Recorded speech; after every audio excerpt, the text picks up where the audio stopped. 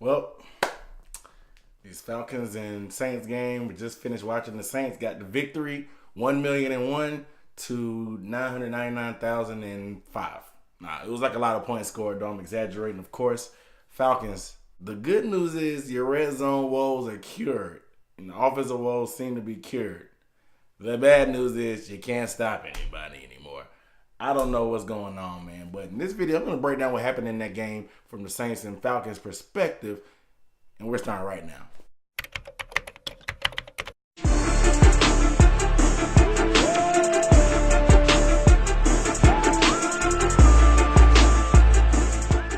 What up, dude? What's up, everybody? I'm Aaron Duncan here at the Necessary Blunt and Sports Talk. I give recap and analysis of the best division in the NFL, the NFC South. So if you want to see more videos about the Panthers, the Bucks, the Saints, the Falcons, any of the above, hit the subscribe button below, give the video a thumbs up. You guys know what I do. I give videos on a weekly basis. But hey, you guys already know real quick, you got to go ahead and leave me a comment down below. Let me know what you thought about the game. For the Saints, let me know what you think about the second corner. Like, we got Marshawn Lattimore, of course. What are we going to do about this P.J. Williams and Ken Crowley situation? These guys are getting roasted out here, royally roasted. So let me know what they should do about there. For the Falcons fans, what's going on? What do you think? Do you think the season is cursed? I hear a lot of people talking about curse on the radio. Is it because of the Super Bowl being in the city? What's going on, man? Like, the injuries are just taking too much of a toll. These things that you can't control. Like, what is going on? Let me know down below in the comments what you think. So let's go ahead and get into this game because it was a crazy game. I mean, this game is always going to be a shootout. Like, if you're a betting person like me, you always take the over. I saw 54 points. I went ahead and laid some money on that because I knew it was going to be a shootout. After they kind of the first drive, how easy Drew Brees and them went down the field and scored, I knew what type of game it was going to be. It's going to be an old classic shootout like it always is between Ryan and Drew Brees. So let's just talk about these Falcons. It's tough because you're going in under man, being beat up and injured. I predicted the Saints to win. In the prediction, I do predictions every week on Wednesdays on a live stream. So make sure you tune in at 8 o'clock every Wednesday for my predictions. Like I said, I predicted this game correctly. Not the exact score, of course, but I predicted the outcome. The injuries that you sustain, you already were undermanned coming in with Deion Jones out. But then to lose Ricardo Allen in the first play of overtime, it's kind of, I'm hearing on the radio at 92.9 The Game here locally in Atlanta that they're calling it a curse. And like I said, preseason, I mentioned the curse, the Super Bowl curse, where you can't win a Super Bowl if the Super Bowl's in your city or wherever, can't go to it. Whatever the curse is, that's why I picked them not to win a division. They're all to a 1-2 start. I think I heard a stat like only 18% of 1 and 2 teams go on to make the playoffs. That's kind of far-fetched because it's so early still, so it's no time to panic. However,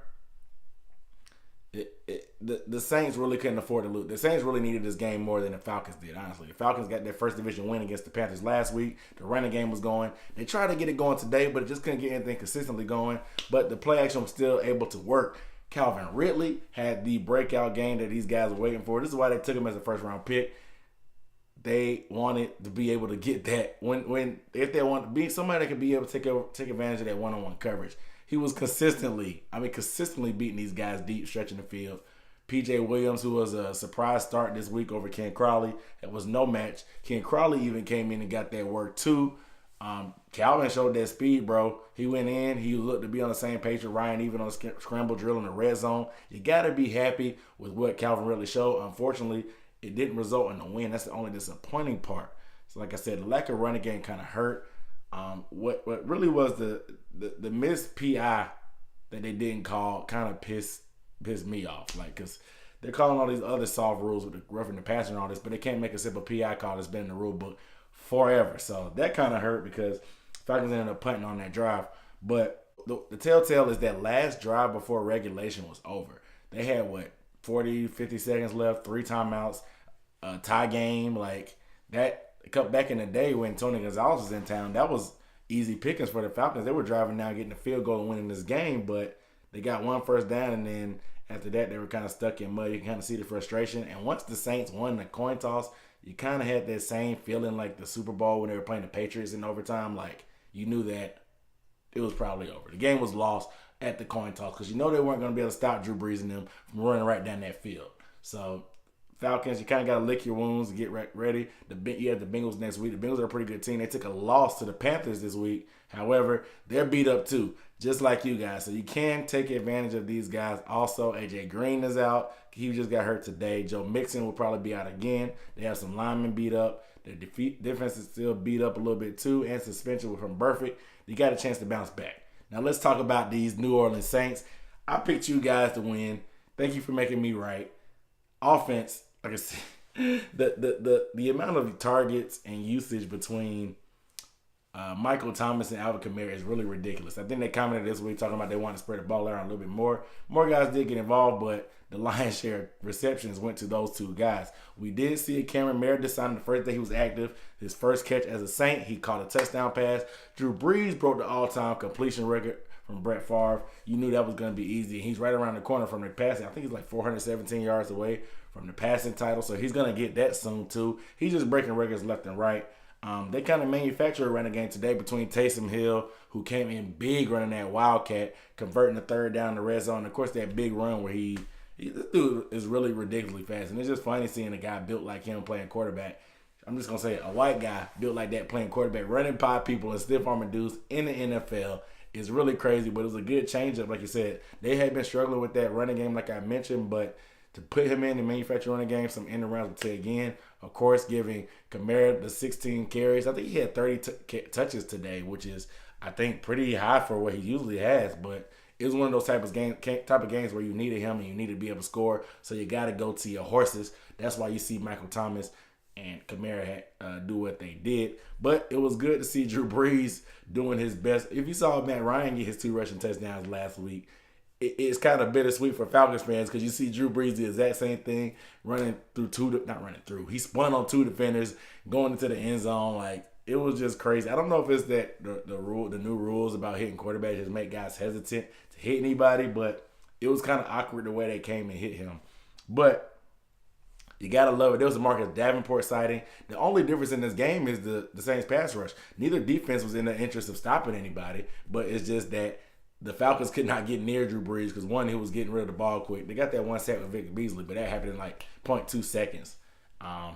But the Saints just were able to manufacture some pass rush every now and then when they needed to. Davenport, like I said, he got in there. Cam Jordan had 2 sacks. It was beautiful to see Marcus Davenport because everybody was kind of geeked up and excited for him to make that happen. However, Ken Crawley and P.J. Williams, y'all dudes not going to cut it, man. Consistently getting roasted. Ken Crawley, P.J. Williams had a good year last year until they put Ken Crawley in there after he kind of fell out of graces. But they tried to give him a chance again today with the surprise start, and burnt toast is all I got to say. And Calvin Ridley was just the jam to put on that toast because it was really ridiculous the way he was going. He was singled up a lot of times, and it was pretty much bombs over Baghdad for the Atlanta Falcons going to Calvin Ridley. A rookie was schooling him like that. However, it is what it is. In those games like that, you just needed to have the ball last. They get it enough to get the job done. They're 2-1. It hasn't been pretty, but they're there at 2-1. Second in the division right now, of course, behind the Bucks. So we'll see what happens with these guys coming up on Monday. Even if they lose, they'll still be in first place, of course, because they have the head-to-head over the Saints.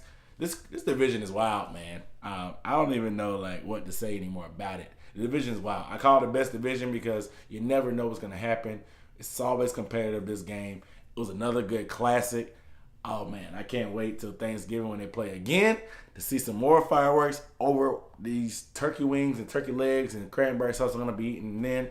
But I'm rambling now, so I'm going to go ahead and get up out of here. I'm Aaron Duncan here at the Necessary Blunt and Sports Talk. You guys make sure you let me know down below in the comments what you thought about the game, what you think about Calvin Ridley's breakout game. What more do the Falcons need to do? What can they do with the amount of injuries they have? And they're really taking the toll. So do you think the season is cursed? Let me know down below in the comments.